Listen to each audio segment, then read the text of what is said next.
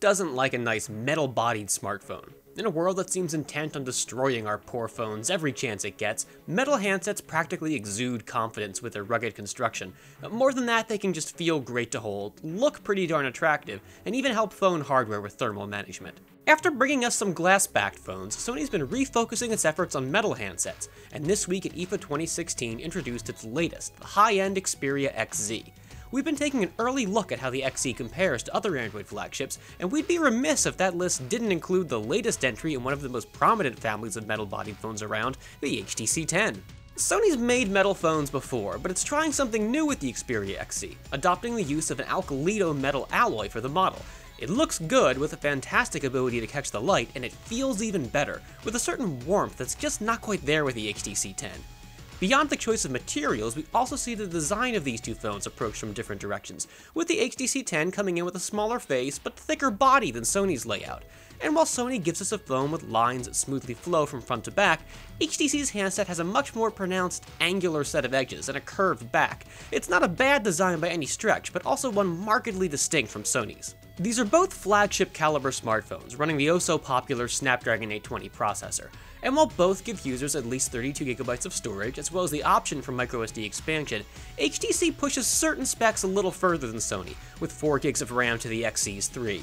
That may not be worth getting hung up on though, as our initial run-ins didn't show the Sony phones suffering as a result, though more testing's probably warranted.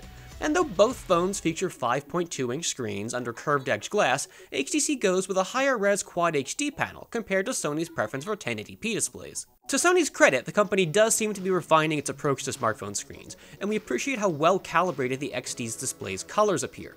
The HTC 10, meanwhile, falls into the familiar group of phones with screens that lean a bit heavy on cooler shades. With the Xperia XZ, Sony joins the growing number of Android manufacturers transitioning to reversible USB Type-C connectors for charging and data transfer, but the HTC 10's been a member of that club for months. The two phones each employ fingerprint scanners for biometric authentication, but with big differences in their implementations. HTC's is a front-mounted sensor that also acts as the phone's home button, though not of the clicky Samsung variety.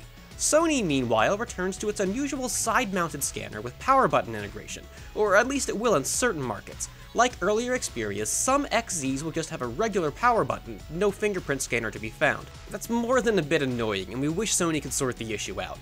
Both phone makers build their software on top of Android Marshmallow, and while these two skins differ in how they look and to a lesser extent get things done, neither makes any fundamental shifts to how Android operates, no Samsung-level tricks like multi-window here.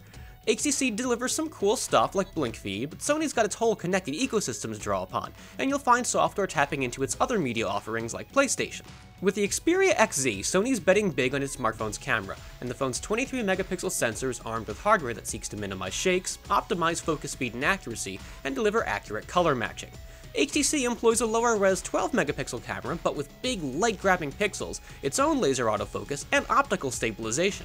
Sony's front-facer is a 13-megapixel wide-angle component, while HTC is a 5-megapixel wide-angle unit, though again, one with optical stabilization. We're anxious to give Sony's camera solution a proper analysis once final retail devices are available, but there appears to be reason to be optimistic about its performance. Much like HTC, Sony's a company that's been struggling to get the smartphone buying public to pay attention to its slightly off-the-beaten-path Android handsets. They may not be the phones everyone else has, but with hardware and software like this, the XZ and HTC 10 are both models worth checking out.